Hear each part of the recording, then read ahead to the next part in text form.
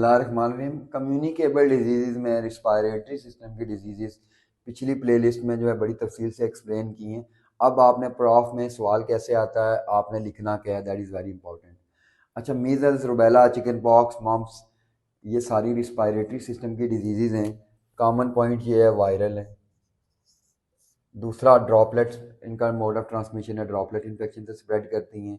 फिर ये सारी बच्चों में ज़्यादा कॉमन है। कुछ चीज़ें डिफरेंट हैं, वो हम साथ साथ कवर करते हैं। मीज़ल्स से स्टार्ट करें। पेपर में सवाल आता है जी, मीज़ल्स की एपिडेमियोलॉजिकल ट्राइएड ड्रा करें। अब ट्राइएड में देखें, वायरस जो है वो आपको आना चाहिए, दैट इज़ पैरामिक्सो वायरस। अब बाकी सिनेरियो में वो बताएगा कि बच्चा 2 साल का है, 3 साल का है, उसको रैश हुई है, और रैश जो है और कॉप्लिक स्पॉट्स हैं तो मीजल्स हैं, तो आपने उधर एज लिख देनी है। फिर इन्वायरमेंट जो है वो बता देगा, ओवर क्राउडिंग है, पुअर सैनिटेशन है, वो आपने सिनेरियो से ही पिक करके लिखना है। अब मीजल्स का देखें, इंक्यूबेशन पीरियड 2 हफ्ते ही है, कम्युनिकेबिलिटी 2 वीक्स ही है। हमने क्या याद रखना है कि डायग्नोस कैसे करना है। कॉप्लिक स्पॉट्स, डायग्नोस्टिक पॉइंट या पैथोग्नोमिक साइन मीजल्स का कॉप्लिक स्पॉट्स है। ये आपका एमसीक्यू भी आता है, एससीक्यू भी आता है। रैश, अब रैश तो बाकी डिजीजेज में भी है। मीजल्स की रैश जो है वो कान के पीछे से या फेस से स्टार्ट होगी और वहां से बाकी बॉडी पे जाएगी और वहां पे प्रेजेंट रहेगी। पिन हेड साइज की रैश होगी, ये आपने याद रखना है। कॉप्लिक स्पॉट्स बक्कल मिकोजा पे होते हैं, बक्कल मिकोजा पे कॉप्लिक स्पॉट्स हैं, पिन हेड साइज की रैश है, फेस से स्टार्ट हुई, बाकी बॉडी पे गई, हल्का सा फीवर है, बच्चा लेस देन 2 ईयर्स का या 5 ईयर्स का, और मेल नोरिश्ड है, तो मेल नोरिश में मीजल्स ज़्यादा सीवियर होगी, तो आपका डायग्नोसिस है मीजल्स। साथ रुबेला हमने इस दफा किया। रुबेला कैटोगा वायरस करता है, बच्चों में होता है और फीमेल में होता है रिप्रोडक्टिव एज की। ओवर क्राउडिंग इसका डेफिनेटली इन्वायरमेंट है। रुबेला को आप डायग्नोस करेंगे अगर बच्चों में होगा तो रैश से।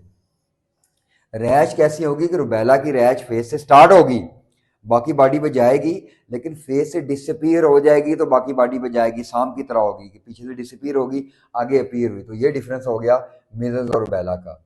दूसरा, रुबेला जो है, रुबेला में लिम्फ नोड्स भी इन्वॉल्व होते हैं, पोस्ट आरिकुलर लिम्फ नोड्स इन्वॉल्व होंगे, तो कान के पीछे स्वेलिंग, कान के पीछे रैश है तो मीजल्स, स्वेलिंग है तो रुबेला है, वो आपने याद रखा। फीमेल में हुआ रिप्रोडक्टिव एज की तो that is congenital rubella syndrome, क्योंकि रुबेला में ड्रॉपलेट के साथ वर्टिकल ट्रांसमिशन भी है। तो कंजेंटल का सिनेरियो किस तरह आएगा जी, बच्चा पैदा हुआ, आंखों का मसला है, कैटरैक्ट है, कानों का मसला है, डेफनेस है, दिल का मसला है, तो आपने डायग्नोस करना है, that is congenital rubella syndrome. अब इन दोनों की प्रिवेंशन देखें, हेल्थ प्रमोशन आपने करनी है। ईपीआई में एमआर वैक्सीन लगती है, आपने मेंशन करना है 9 मंथ्स और 15 मंथ्स में। फिर आप मीजल्स की और रुबेला की सिंगल सिंगल वैक्सीन लगा सकते हैं, 0.5 ml डोज है इसकी, प्रेगनेंसी में कंट्रा इंडिकेटेड है। एक सिनेरियो ये भी आता है कि एक फीमेल है, उसके पड़ोसी को रुबेला हुआ, बेटी उसकी एफएससी में है, लेके जाएगी, your answer should be no. क्यों? वर्टिकल ट्रांसमिशन होगा, कंजेंटल रुबेला सिंड्रोम होगा। तो ये आपने प्रिवेंटिव मेजर्स में स्पेसिफिक में वैक्सीनेशन और यहाँ जनरल मेजर न्यूट्रिशन वगैरह लिखनी है। चिकन पॉक्स वेरिसेला जोस्टर करता है, बच्चों में है, किसी भी एज में हो सकता है, ये भी ओवर क्राउडिंग है, ये भी जो है रैश की डिजीज़ है। अब मसला, रैश किस तरह की होती है, इसकी रैश ड्यू ड्रॉप अपीयरेंस होती है रैश की, रैश में प्लियोमॉर्फिज्म होता है। इसकी रैश अगर छोटे साइज़ की होगी तो इसकी रैश बड़े साइज़ की होगी, जिस तरह शबनम के कतरे होते हैं, रैश के सारे फीचर्स आपको सेम नज़र आएंगे। सेल्फ लिमिटिंग है, सिम्टोमेटिक ट्रीटमेंट है, वैक्सीनेशन आप कर सकते हैं। फिर अब कभी कभार ये वेरिसेला डोरमेंट हो जाता है, जब ये डोरमेंट होगा 10-20 साल बाद अपीयर होगा, चेस्ट पे पेन होगा, रैश होगी, फेस में जाएगा, ब्रेन में जाके इनकेफ्लाइटिस करेगा, तो वो हर्पीज जोस्टर बन जाएगा या शिंगल्स जिसे आप कहते हैं। अब अगर डोरमेंट हो गया, सवाल आता है कि एक बंदे को चिकन पॉक्स हुआ, बाद में आपके पास आया इनकेफ्लाइटिस के साथ, तो आपने बताना शिंगल्स है।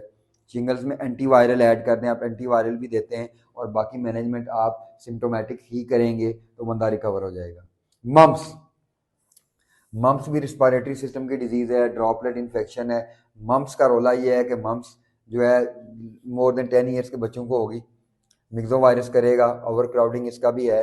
मम्प्स का मसला ये है कि मम्प्स ज़्यादा लिम्फ नोड्स के थ्रू स्प्रेड होती है, वायरीमिया लिम्फ नोड्स के थ्रू जब स्प्रेड होता है। अब मम्प्स में पैरोटिड ग्लैंड की स्वेलिंग होती है, मुंह नहीं खुलता, माँ बताएगी जी बच्चे का मुंह नहीं खोला, कुछ खा नहीं रहा।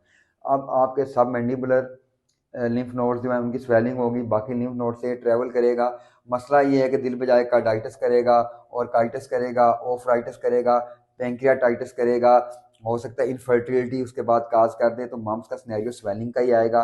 प्रिवेंशन आपने जनरल मैयर लिखनी है, स्पेसिफिक में आपने वैक्सीन लिखनी है, सिंगल वैक्सीन लगाएंगे या कंबाइन वैक्सीन लगाएंगे मम्स में। बाकी मैनेजमेंट में देखें, अगर ऑर्काइटिस हुआ ओफ्रेक्टमी हो सकती है, ऑर्काइटिस हुआ तो सर्जिकल डिकम्प्रेशन करेंगे टेस्टिस की, और ओफ्राइटिस हुआ तो ओफ्रेक्टमी करेंगे आप इसकी। बाकी सिम्टोमेटिक मैनेजमेंट देंगे, ट्रीटमेंट करेंगे, पेन किलर्स भी देंगे। तो आपने चारों डिजीज़ इसी तरह याद रखनी है कि आपने हेल्थ प्रमोशन करनी है और स्पेसिफिक प्रोटेक्शन करनी है। यहाँ पे प्राइमरी लेवल ऑफ प्रिवेंशन आपने अप्लाई करना है। सिंगल वैक्सीन है, कंबाइंड वैक्सीन है, सवाल कंजेंटल रुबेला का भी आ सकता है, मीजल्स का भी आ सकता है, मोस्ट लाइकली इन दो से आते हैं। और एपिडेमियोलॉजिकल ट्राई ड्रा करने का कहता है प्रिवेंटिव मेजर तरतीब से लिखनी है। हेल्थ प्रमोशन के बाद आपने स्पेसिफिक प्रोटेक्शन करनी है। Thank you.